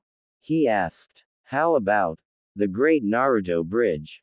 Sasuke, who had stepped forward, expecting the glory, stood in disbelief. They want to name it after the Dobi. Over Me, and Uchiha. Hey, you shouldn't name it after that baka. Shouted Sakura. You should name it after Sasuke-kun, he's much better. I will not name the Bridge of Our Hope after that traitor. Spat Tsunade. He heard what happened. Your Uchiha isn't nearly as great as Naru-chan, chided Anko. This got shouts of protest from Sakura. Hiruzen wasn't one to be shocked. When you've lived as a ninja as long as him, you learn to cope. He was called the God of Shinobi, the Professor, the strongest, Leaf Shinobi. He has served in the Great Wars and led them victory. He has trained the Sannin, each cage-level shinobi. That means nothing with Naruto. It was his first C-rank mission. He was supposed to protect a bridge builder from bandits. He somehow ended up overthrowing a tyrant. Becoming a symbol of hope. Getting a bridge named after him. Bringing home an A-ranked rogue and a mystery ninja. It's my fault for expecting something normal in my profession, he thought, or just when Naruto is involved. Hokage-sama, I believe Naruto should be punished for his. I demand the Dobi give me his. Such a baka. Oh Sasuke-kun. After getting several different types of mission briefs, the Hokage felt a headache growing. It all seemed to be centered around Naruto, that much he could tell. Hokage-sama, I believe I know a solution. Stated Anko over the racket. Upon arrival of Wave, Naruto performed a genjutsu that allowed me to see what happened. I believe it would be well suited for now. I want all but Naruto to leave. Ordered the Hokage. I deserve to know what the Dobi is going to hear. Stated the Uchiha. Anime and manga. Anko. On it, Hokage-sama, she stated. Striking shadow snakes. Grabbing the arrogant child, she dragged him out. Once they were alone, the Hokage began pulling out his sake. He had a feeling that he would need it. Okay, show me this jutsu, he ordered. Flashback jutsu. Now he had answer and an even bigger headache. Naruto showed almost everything from leaving the village to the bridge. What he left out was that he owned every dime Gato stole. He was trained by Kyuubi and that he feeds on fear. Let me get this straight, spoke the Hokage. You went on a mission obviously outside your rank. Way outside, stated Naruto. You blackmailed your sensei. He's a hypocrite. You fought a missing A-ranked ninja. I held him off. Yeah. You sent courage through a bunch of hopeless bridge builders. We needed the mission to be completed. You the Ned near 200 bandits. That one had him a little worried. I can't take all the credit for that one, Naruto stated. I made most of the bandits each other. You also say that your new appearance is because of you drawing on so much of the fox's chakra. Yep. You know I don't believe that last part, but I won't press on the matter, he stated, knowing the headache wasn't worth it. You will have to wear a henge so you don't cause an uproar. I know, he sighed. It would have been too easy just to have the disguise break like that. I'll do my best to keep the council off your back, he stated, but it won't be too long. Thanks, old man. You then turned said missing ninjas into your friends. Martial arts films. They're more of an ally right now. The Hokage and the hidden Anbu stared at the blonde. And now you want them to be shinobi of the hidden leaf. Yes. The wizened leader stared at his surrogate grandchild. It seemed the kid was a crazy magnet. Why couldn't he have had a normal mission? Were the thoughts of the village leader and several hidden Anbu. Fine. Zabuza will need a few months under Anbu watch, but Haku can start immediately. Can I have another mission? Get out, he ordered. Ichiraku ramen stand. Hey Ayame ne-chan. Naruto greeted. Old man, I need some ramen. Coming right up, Naruto, he called. Hey Dobi. He heard an all too familiar voice call. I demand you give me that sword. For the last time, Tem, he stated. I'm not giving you my sword. He turned. Why do you want it anyway? You don't even practice kenjutsu. I know that it was how you did those things in Wave, he stated. Yeah, baka, shouted Sakura. If it wasn't for that sword, you would be nothing, even with that training you're getting. Firearms and weapons. You think that I get it from my sword? He laughed. Tem, howler monkey, he called. I get my skill from hard work. And having a fear-born demon living inside me, but thank you, you reminded me to visit my girlfriend and give her the gift. Order up, Tuki called.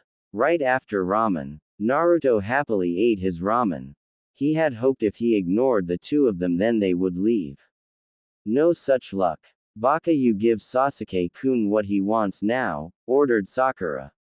Why don't you two just sit down, shut up and eat some ramen? Naruto shouted, it might make you two less irritating. Ramen can only do so much. I don't want any of that piss-flavored noodle, stated the Uchiha as another bowl was placed by Naruto. You shouldn't insult the ramen tem, stated Naruto coldly, it could get upset and upset ramen is bad for you. Who cares how the ramen feels? He should have taken the advice. Before Sasuke could finish his insult, the ramen attacked. The noodles stretched around the Uchiha and began constricting him.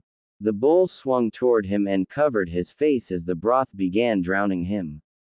Sasuke-kun, Sakura cried, Naruto, you called of that filthy. The bull jumped to her. Well, time to go. I wonder how my Himes are doing. Using his sensor abilities, it was a breeze to find them. Better get them something. Yamanaka Flower Shop. Welcome to Yamabaka. What are you doing here? Asked Ino. I just want to buy some flowers and I'll be on my way. He stated. Do you know how much trouble you put me in with Daddy? She asked, ignoring his statement, and continued ranting, it's like a blonde Sakura. I kind of don't care, just give me my flowers. A lot, she shouted. It's all yo. Hey Ino. He cut her off. This is what got you in trouble last time, he stated. Do you want me to tell your father how you treat customers? He began raising his blindfold, or I could punish you myself. That won't be necessary, Uzumaki-san, called Inoichi. I don't know what you're about to do, but please don't. Flowers please, Yamanaka-san, Naruto said to Inoichi, and I'll go away.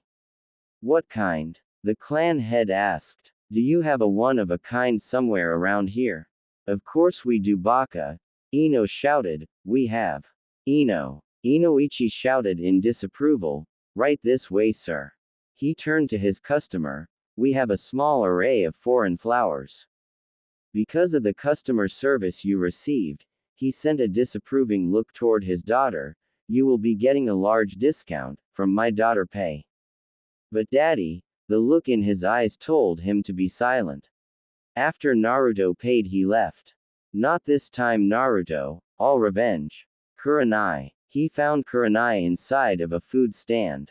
She was with Asuma, who was smoking, much to her annoyance. Well, he already knows we're dating and the others won't care. Still, I had better not draw too much attention. Hey Kurenai-chan, he greeted. Hello Naruto-kun, she greeted back. You remember my friend Asuma? She asked, hoping Asuma caught the message. Hello Asuma-san, Naruto greeted. How is your food?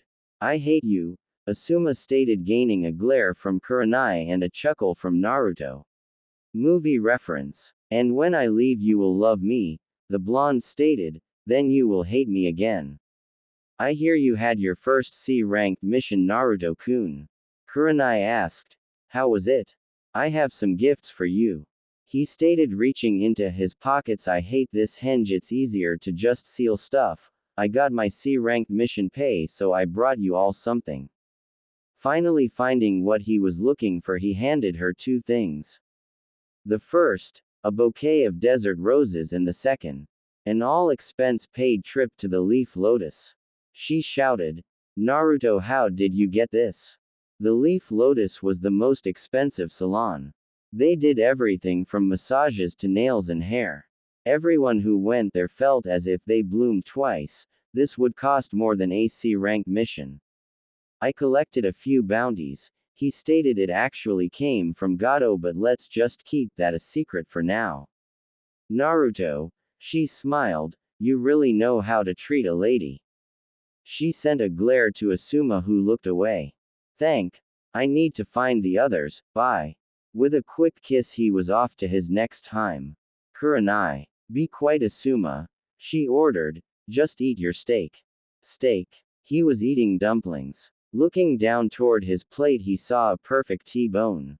I think I love that kid. He took the first bite. It was cooked just the way he liked it, perfection. He could taste the flavor and feel all of the maggots in his mouth. Wait a second. A second later he was emptying his stomach all over the floor. I think I hate that kid. Want me to kiss it better?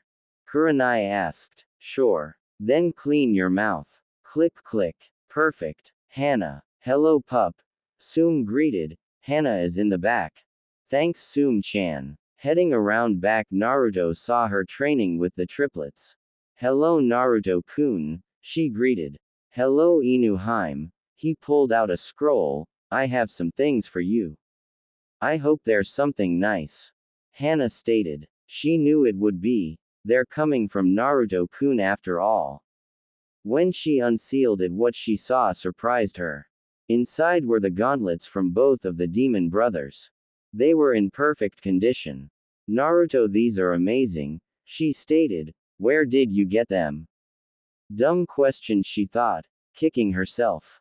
Anime and manga. I had a crazy C-rank mission. He stated. It's the same for the second gift.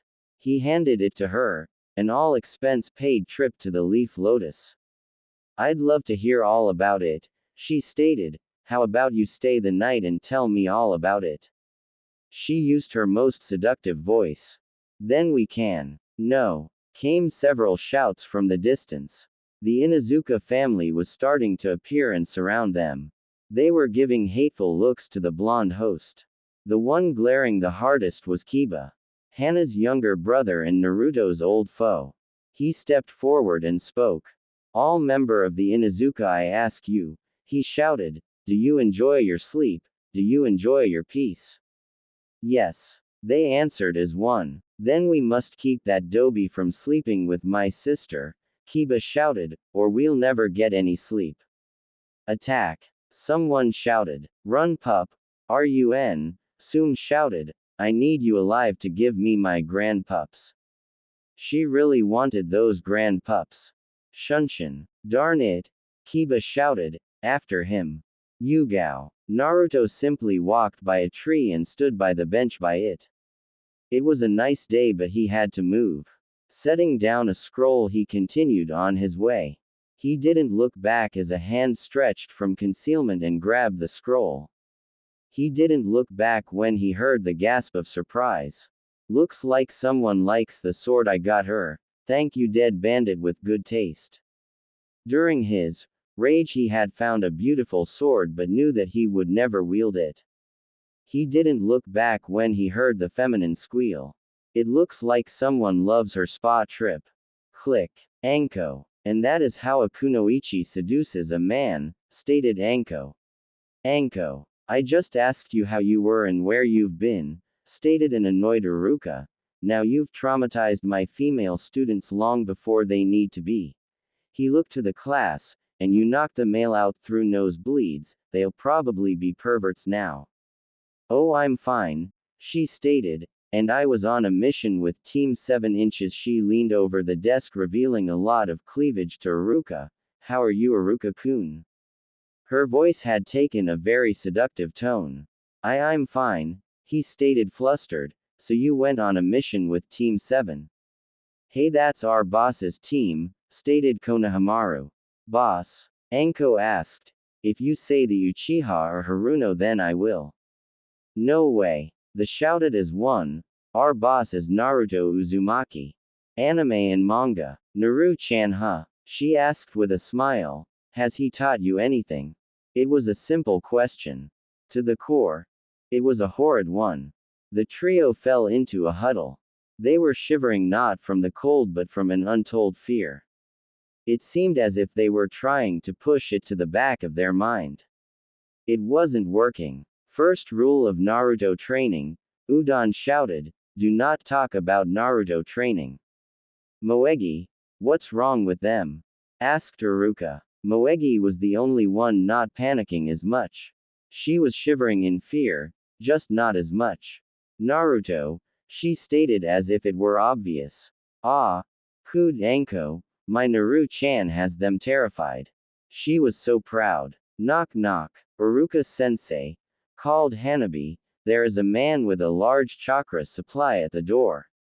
It's him, Udon shouted in fear, he's come for us. He knew we were talking about his training, shouted Konohamaru, now he stopped at all the horrid thoughts. Oh, don't stop on my account, a disembodied voice spoke, by all means, give me some ideas. Out the window, Moegi shouted. They jumped out. It didn't matter that they weren't on the first floor. It was better than Naruto catching them. Quote. Quote. Quote. Quote. Quote. Uruka sensei, Hanabi called, he's not at the door anymore. Then where is he? Anko asked. Ah, the K-Corps shouted. With them, she answered stoically. Class stay here, the cried out in protest, Anko, if you would. Summoning jutsu. At her command a large coral snake appeared. It was large enough to gobble up any of the kids in a single gulp but small enough to stay in the room.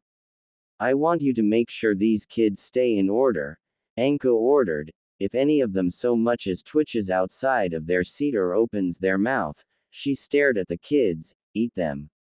Anko, Uruka shouted, that's a bit extreme. Anime and manga. Fine, she sighed, punish them as you see fit. She told the snake. Grabbing Uruka before he could protest, she jumped outside the window. The snake was alone with the terrified kids. It eyed them hungrily. Does anyone want to move? The snake asked. I might let a few of you go. The kids didn't so much as shake their heads. But they wanted to. The snake could wait. They were kids after all. They weren't costumed to sitting still for too long. Fields. When the ninjas arrived, they saw a sight to behold. It nearly gave Uruka a heart attack from sheer worry and annoyance. Anko was laughing as if she was seeing the funniest thing possible. Udon and Konohamaru were tied upside down by their feet. They trying not to move and put unwanted strain on the ropes. Under them were a pile of explosive notes. Moegi was just watching a distance away. And that's how my first C-ranked mission went, Naruto finished. Cool, Konohamaru stated, causing the rope to shudder. Naruto, what are you doing? Uruka asked in a panic. I'm telling them about my mission, Naruto stated. Why are they upside down over a bunch of explosives? Uruka asked. I'm just training them, he stated, by putting the fear of Kami in them. Why isn't Moegi getting the same treatment? Anko asked. You're not being soft because she's a girl, are you?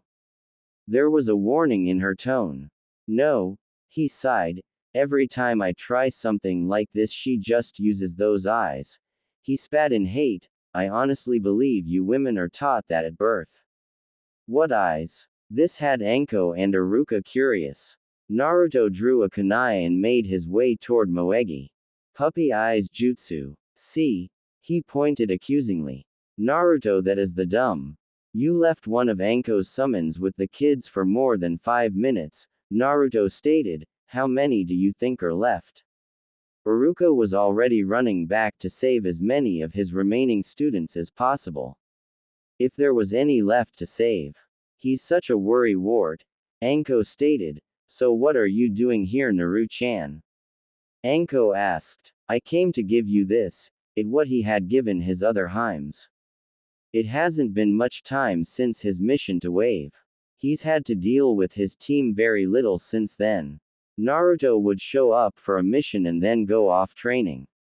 He would train with his Heims like usual. When he wasn't with them, he was with Team 9, minus Neji. Unknown to both Team 7, 9 and his Heims, he often trained alone. He wanted them to be proud of him. He's taken to learning the silencing from Zabuza. He progressed greatly with the stealth skills he built over the years. Zabuza would consider him a prodigy if Naruto didn't hate the title. That didn't mean he didn't have to deal with them. Sasuke would demand fights, his secrets, his weapons and his power. He was usually ignored, which made things worse. Sakura was a usual lapdog to the Uchiha, making no effort to become better. Kakashi, he refused to call him sensei, usually allowed them to have their way and scolded Naruto for antagonizing his team. His skill has progressed regularly, for Naruto. Whatever passes as regular for Naruto is what happened. He wasn't Chunin level yet. He could, however, give any Chunin a run for their money. He was so skilled that the Hokage was confident enough to give him small solo missions. His Heims or Zabuza would even take him on the more dangerous missions. Now here he was, enjoying his ramen.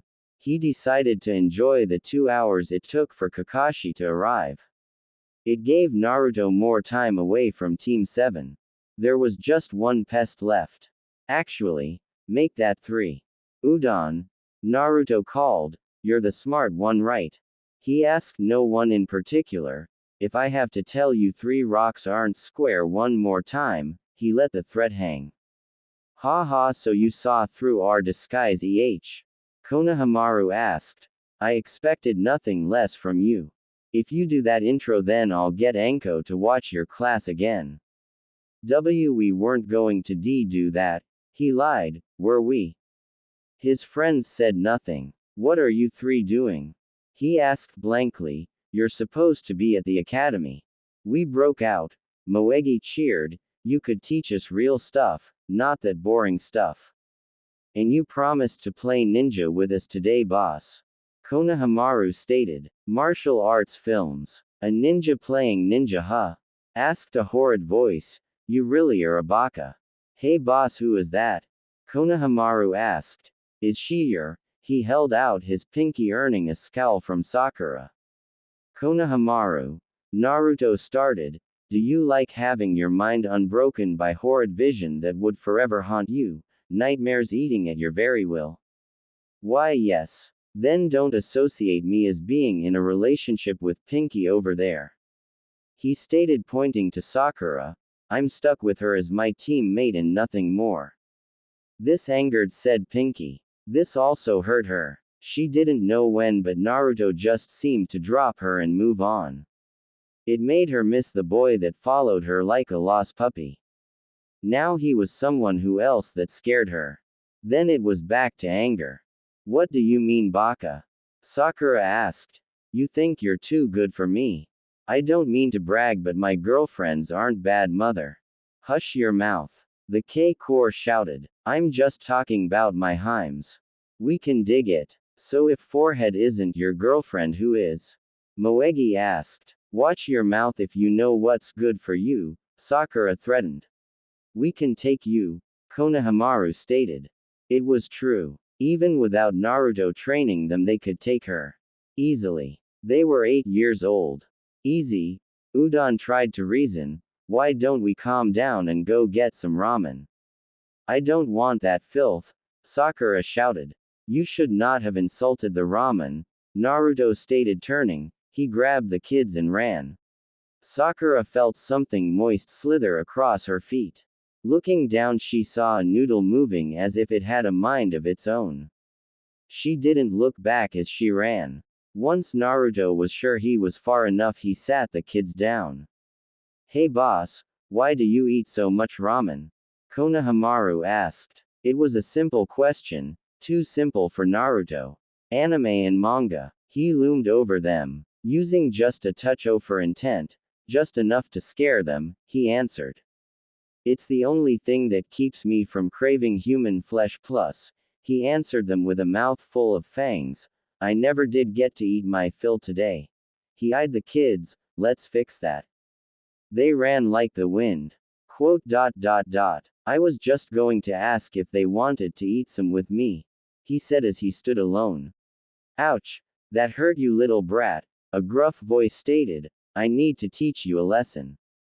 Naruto happened to come around the corner just as the threat was made. What he saw was 2 sand ninja. He decided to watch and see what happened. "Kankuro, stop!" A more feminine voice shouted, "What if he shows up?" "Don't worry, Temari," Kankuro stated, "we have nothing to fear." "Oh, that poor fool, he never met Naruto. Anime and manga. Would you please drop him?" Naruto stated coldly, making his presence known. "And why should I do that?" Kankuro asked. "And who are you?" "I'm everything you ever were afraid of," Naruto stated. "Ha ha ha." Kankuro laughed. "You're nothing." He hated this form. He couldn't gather any fear through intimidation. Naruto raised his blindfold and looked Kankuro and Temari in the eyes. "I think it's time I put the squeeze on you." From nowhere, two giant snakes appeared. One latched onto Kankuro and began to squeeze him tightly. He was already turning blue. The second grabbed Temari. Unlike Kankuro, it was merely restraining her. "And you should have dropped him, because I don't think your friend in the tree would be upset if you hurt the Hokage's grandson," Naruto stated. "Also, Sasuke, you might want to dodge." Sasuke had been waiting in the tree for a moment to show Naruto up. The Uchiha learned that Naruto knew when danger was near. When he said dodge, it meant you dodge or die. "Gaara," Kankuro called. "I can explain." "Shut up, Kankuro," Gaara ordered, "or all you." Naruto stared at Gaara. He felt the fear radiating off of Kankuro and Temari from the simple death threat. It frightened them more than Naruto's skeleton hands that were crushing them. "You with the blindfold," Gaara addressed Naruto, "what is your name? Why do you care about him? He's just a nobody," Sasuke stated, stepping forward. "I'm Sasuke Uchiha." "Naruto Uzumaki," he answered, irritating Sasuke further. "And you are?" "I am Gaara of the desert," he stated. "These are my siblings Temari and Kankuro." "Hello," they greeted. "Mother wants your blood." Naruto walked forward toward the now named Gaara. It made Naruto excited. It meant he had a challenge. The stronger and braver the opponent, the more potent the fear. It seemed Gaara had the same opinion. Naruto dropped his henge and drew his sword. He flooded the entire area with fear. Gaara uncorked his sand and flooded the area with demonicer intent. It almost feels like Kyuubi that made him even more excited. "Neither of us could back down from a challenge," Naruto stated. "Well, come on, desert punk." "Yes, Uzumaki." Gaara gave a crazed smile. "You can make me feel alive." "Be boss," Konohamaru called. Naruto turned his attention toward his little followers. They were on the ground in a terrified huddle and were having trouble breathing. The fear under intent was both crushing and drowning them at the same time. Their eyes constantly shifted between Gaara and Naruto. It seemed they were trying to see who to fear the most. This wasn't something they could handle. Even Sasuke had dropped to one knee. The other two sand ninja were doing a little better, just barely. Sakura was passed out. "I'm sorry, I shouldn't have been so careless." Naruto stood over the Konohamaru core, bringing them into a group hug. He relieved the pressure on them by releasing calming aura with his genjutsu. It stopped the pressure from growing, but the damage was done. "I forgot you three weren't ready for something like this." Using Shunshin, he took them to his private land. It wasn't the nearest or emptiest training ground, but it was the safest. Now he was sure that they would be okay in their vulnerable state. Looking down, he saw that they were covered in cold sweat. Their eyes were glazed over in a daze, but even then they wouldn't meet his. He removed his jacket and layered it with his strongest calming genjutsu. As he laid it across he called his foxes.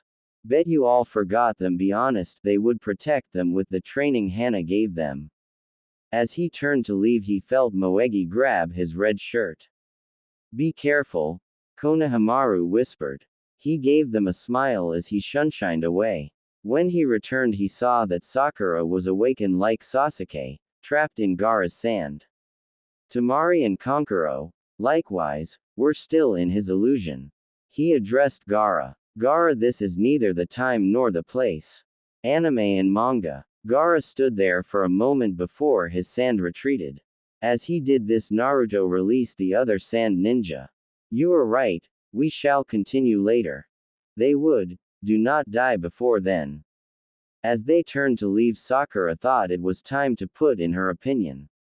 Hey wait, what do you want? Tamari asked. Even if we are allied, you need a reason to be here, she shouted. What are you doing here?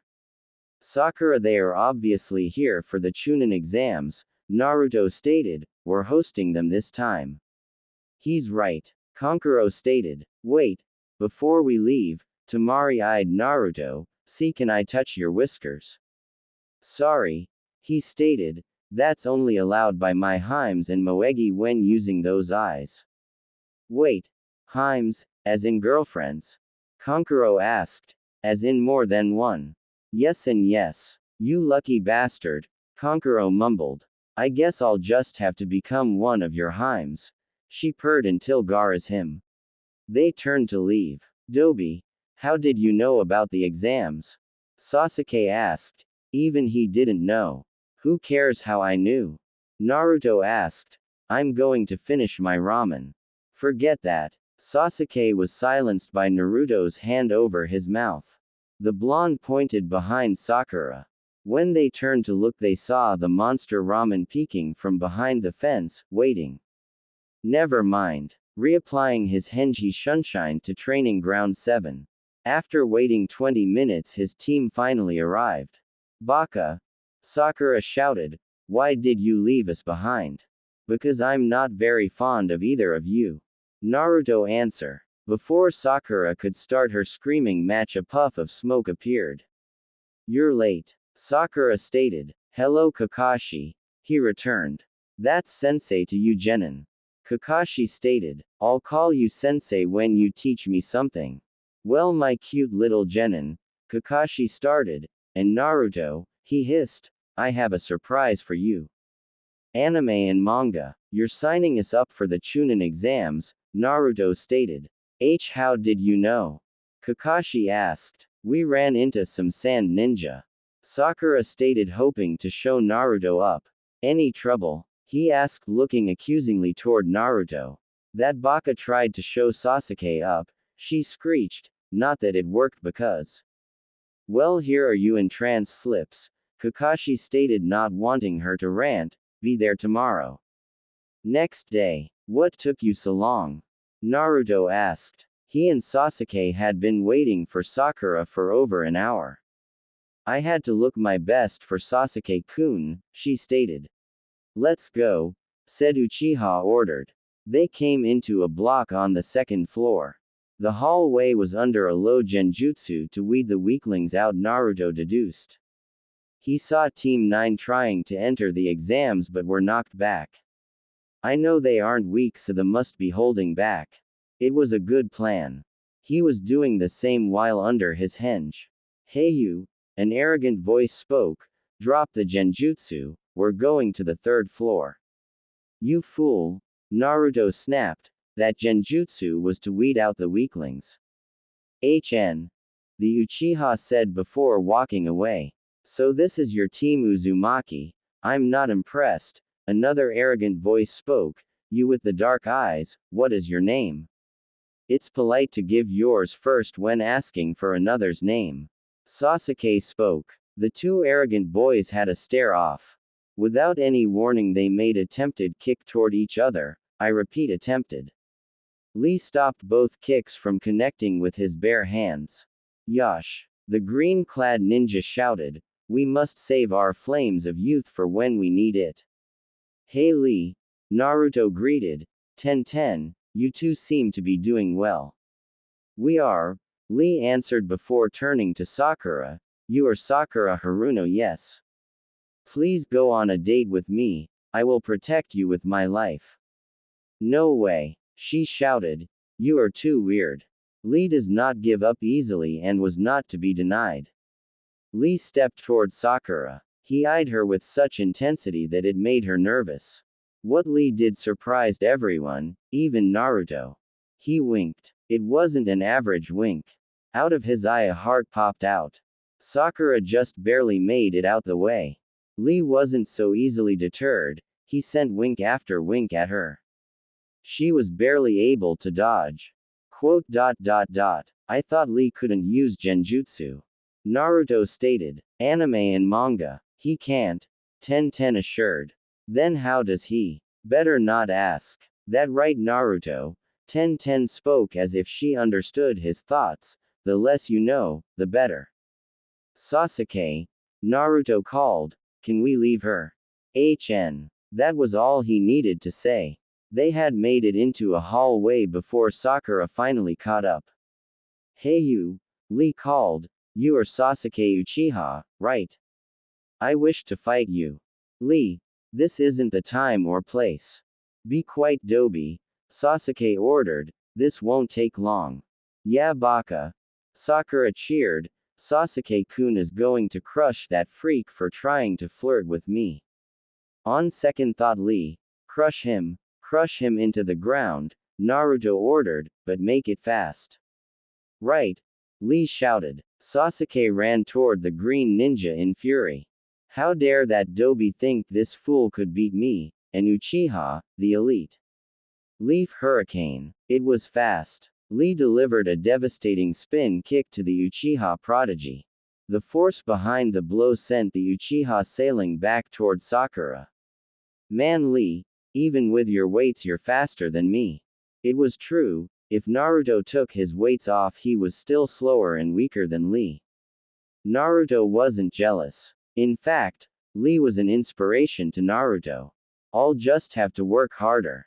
Sasuke-kun, Sakura cried, are you okay?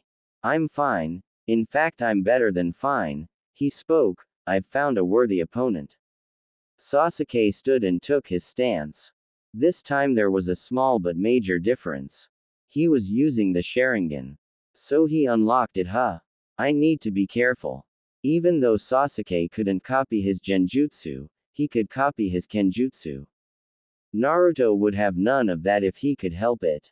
The Uchiha charged again, this time with twice as much arrogance as before. Does he ever learn? Instead of giving another spin kick, Lee vanished. He reappeared under Sasuke, giving him a devastating kick to the chin. This sent the Uchiha soaring straight into the air. Not even a second later, Lee was behind the airborne Uchiha. He wouldn't. The bandages on his arm began to unfurl. He would. As Naruto prepared to act, he felt a familiar chakra signature make its way to them. That was worse. If Guy sees Lee, he'll go on about the flames of youth. Whenever they begin ranting, they always hug. Their hugs always involves a certain genjutsu that even Naruto fears. I have to act fast. Anime and manga. Lee, you are dimming your flames of youth. He felt so dirty. No more words needed to be said. As soon as Naruto spoke those taboo words, Lee cancelled his attack. Anything that could diminish the flames of youth was something he would have no part in. Now Lee was on the ground doing push-ups. I must reignite my flames before the exams begin, he stated. If I could not do that, then I will do 200 laps around the village, and if I cannot do that. Thankfully he couldn't continue. Guy made his appearance. Lee, my glorious student, shouted Guy, I see your flames are as bright as ever. Those eyebrows Sasuke and Sakura thought, are they caterpillars? Oh, thank you, Guy-sensei, Lee shouted with tears. I lost to this buffoon. Hey you, what was that? Sasuke asked. Why couldn't I follow it? My techniques are neither genjutsu or ninjutsu, Lee stated, I use only taijutsu. So you are Kakashi's students, Guy spoke, has he mentioned me? Sakura noticed Naruto was trying to get her attention.